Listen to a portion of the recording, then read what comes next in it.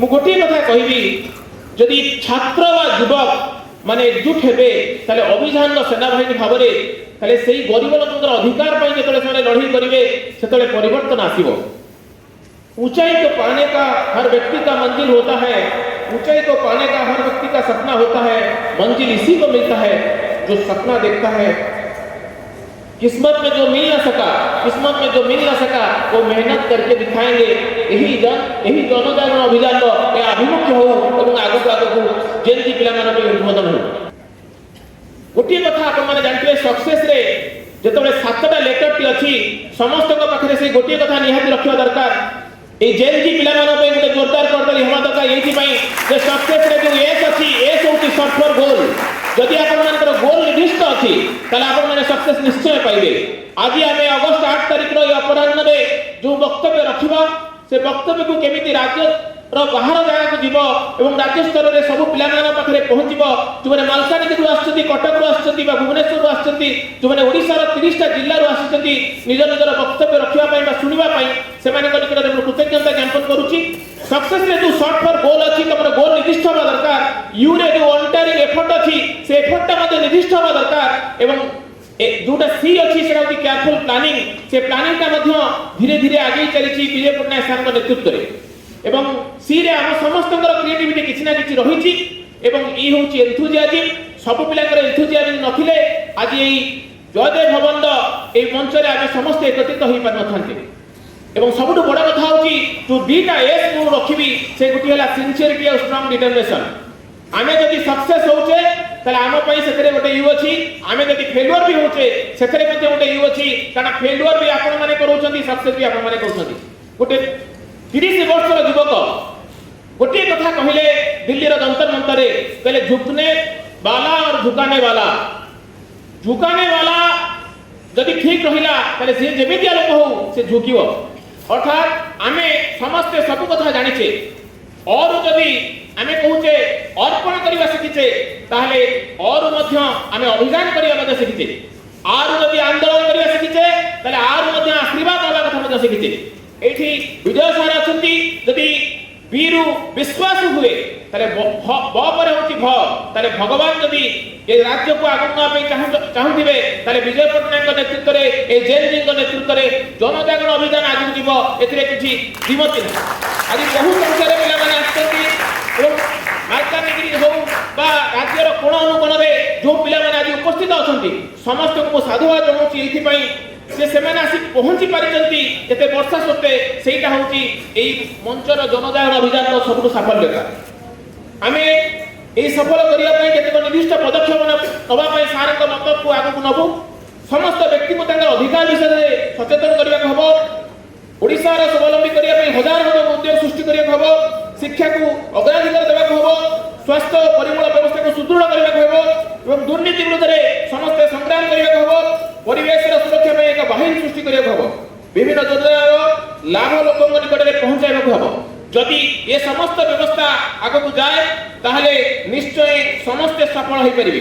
मु जोड़िए कथा कहबी गोटी होची शिक्षा आउ गोटे कहबी एजुकेशन आ गोटे एम्प्लॉयमेंट। आमे 65 वर्ष तले कोन देखिथिले एठी 1980 मसिया लोक अछंती 70 मसिया लोक अछंती 90 मसिया लोक अछंती 2000 मसिया लोक भी अछंती 2010 मसिया लोक भी अछंती 2020 मसिया लोक भी अछंती पिला माने भी अछंती। किंतु मु गोटी कथा आपण मन निकट में किछि तथ्य रखिबी जो तथ्यटा आपण माने सुनिले जानि परिबे जे प्रकृत रे शिक्षा व्यवस्था परिवर्तन होईची ना शिक्षा व्यवस्था परिवर्तन होई नै।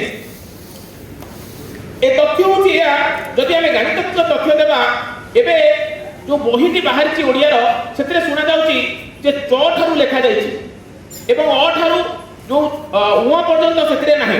मु गोटे गणित अभिमुख्य रखिले आपण माने जानि परिबे मात्र 50% तृतीय श्रेणी विद्यार्थी ज्यामितिक आकार को चिन्ह पारुछन्ती।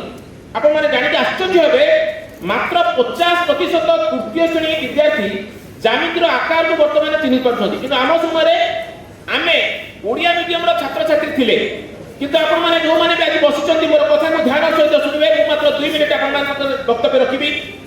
मात्र 50% तृतीय श्रेणी विद्यार्थी ज्यामितिक आकार को चिन्हुचंती। श्रेणीकृत जेते भी बढ़ी बढ़ी जाउची 54% पिला षष्ठ श्रेणी रे विद्यार्थी को मात्र गुणन वा मिश्रण आसु नहीं। ଏବଂ ହରଣକୁ ସେମାନେ ଭାଗ କରିବା ବା ବାଣ୍ଟିବା ବୋଲି ଜାଣନ୍ତି ନାହିଁ।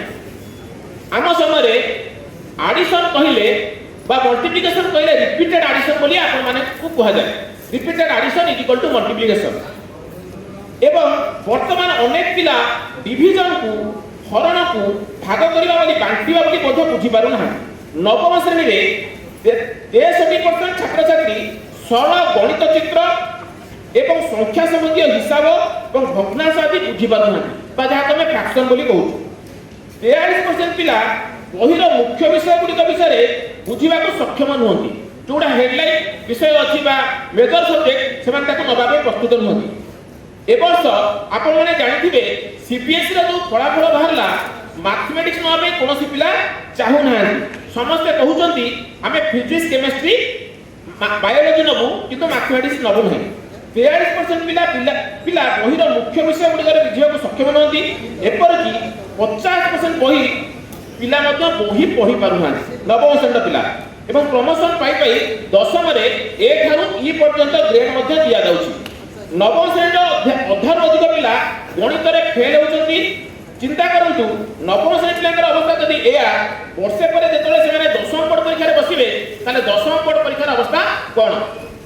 ଏ ବର୍ଷ ଆପଣ +2 CHSE ରେ ଗୋଟିଏ ପିଲା ଇଂରାଜୀରେ 102 ମାର୍କ ରଖିଥିବାର ଆପଣଙ୍କ ପାଖରେ ନଜର ଥିବ। 100 ମାର୍କ ଇଂରାଜୀରେ ରଖିବା ସ୍ଥଳେ କେମିତି ବୋର୍ଡର ପରିସଂଖ୍ୟାନ କରାଗଲା ଯାହାଫଳରେ କି ସେ ପିଲାଟି 102 ଇଂରାଜୀରେ ରଖିଲା। ଏହା ମଧ୍ୟ ବର୍ତ୍ତମାନ ଶିକ୍ଷା ବ୍ୟବସ୍ଥାର ଗୋଟେ ବିକଳ ଚିତ୍ର। ଆପଣମାନେ ଆଉ ଗୋଟେ କଥା ଜାଣିଥିବେ, ଏବେ ଶିକ୍ଷା ବ୍ୟବସ୍ଥାରେ ଏମିତି ପରିବର୍ତ୍ତନ ଘଟିଛି, ପ୍ରଥମରୁ ନେଇ ଅଷ୍ଟମ ଶ୍ରେଣୀ ଗୋଟିଏ ରାତାରାତି NCERT ବହିକୁ ଥୋଇ ଦିଆଗଲା। ଆମ ସମୟରେ ଯୋଉ ବହିଟି ଥିଲା ତାହା ଅତି ସୁନ୍ଦର ଭାବରେ ରଖାଯାଇଥିଲା। କୁହାଗଲା ଯେ ଗୁଣାତ୍ମକ ଶିକ୍ଷା ବଢ଼ାଯାଉ ଏବଂ ପିଲାମାନଙ୍କ ଭିତରେ ସଚେତନତା ଅଣାଯାଉ ଏବଂ ପ୍ରୟୋଗାତ୍ମକ ଶିକ୍ଷା ଦିଆଯାଉ। କିନ୍ତୁ ମୁଁ କାହିଁ ବୁଝିପାରୁନାହିଁ କୋଉ ଜାଗାରେ ପ୍ରୟୋଗାତ୍ମକ ଏବଂ କୋଉ ଜାଗାରେ ଗୁଣାତ୍ମକ ଶିକ୍ଷା ବଢ଼ିଗଲା, ଯାହାକି ହଜାର ହଜାର ବହି ସଂଖ୍ୟା ଭୁଲ ହେଇଗଲା। ଏବଂ ଯେଉଁମାନେ ତାକୁ ଗ୍ରୁପ୍ ରିଡିଂ ନ କରି ବହିଟିକୁ ବାହାରକୁ ଛାଡ଼ିଦେଲେ ଏବଂ ପରବର୍ତ୍ତୀ ସମୟରେ ଯେଉଁମାନେ ଶିକ୍ଷା ଅଧିକାରୀ ଥିଲେ କହିଲେ ଯେ ତାକୁ କେବଳ ଛାପିକିରି ଛାଡ଼ି ଦିଅନ୍ତୁ। ଆମେ ଗୋଟିଏ ବହି ଛାପିବା ପାଇଁ ବର୍ଷ ବର୍ଷ ଲାଗିଥିବା ବେଳେ ପ୍ରଥମରୁ ଅଷ୍ଟମ ବହି ଛାଡ଼ିବା ପାଇଁ ମାତ୍ର 10 ଦିନରେ ବହି ଛପା ହେଇଗଲା। ଖରା ଛୁଟି 26 ତାରିଖ ପୂର୍ବରୁ ବହି ଛପା ଯାଇନଥିଲା ଏବଂ ଖରା ଛୁଟି ପରେ ପିଲାଙ୍କୁ ବହି ଦିଆଗଲା। ଏହା ହେଉଛି ବିକଳ ଚିତ୍ର। ତେଣୁ ଏ ବିକଳ ଚିତ୍ରର ପରିସଂଖ୍ୟାନ କରିବା ପାଇଁ ହେଲେ ଏ ଜନଜାଗରଣ ମଞ୍ଚ ରୁ ହିଁ ଅଭିଯାନ ଆରମ୍ଭ ହେବା ଦରକାର। ଅରୁ ଅପରାହ୍ନ, ଅରୁ ଅର୍ପଣ ଆଉ ଆରୁ ଆନ୍ଦୋଳନ। କରୁ ହେଉଛି କଷ୍ଟ, ଖରୁ ହେଉଛି ଖୁସି। ଯିଏ କଷ୍ଟ କରି ତାକୁ ଖୁସି ମିଳିଛି।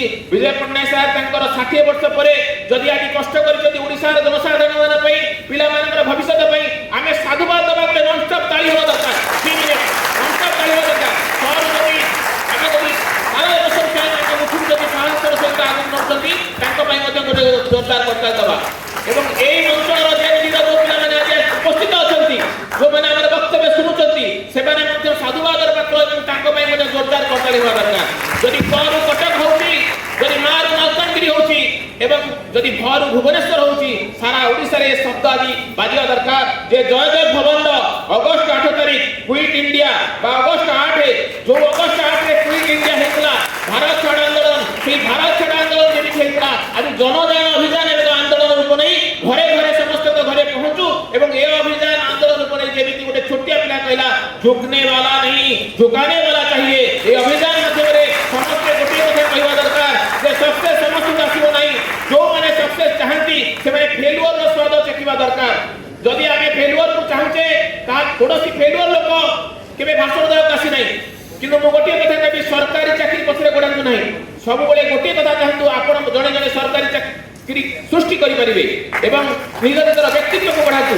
ବ୍ୟକ୍ତିରୁ ବ୍ୟକ୍ତିତ୍ୱରୁ ଅନୁଷ୍ଠାନ ପାଳନ କରୁଥିବା ବ୍ୟକ୍ତିତ୍ୱ ମାନେ ଏହି ମଞ୍ଚ ଉପରେ ବସିଛନ୍ତି। ଜୟ ଜଗନ୍ନାଥ।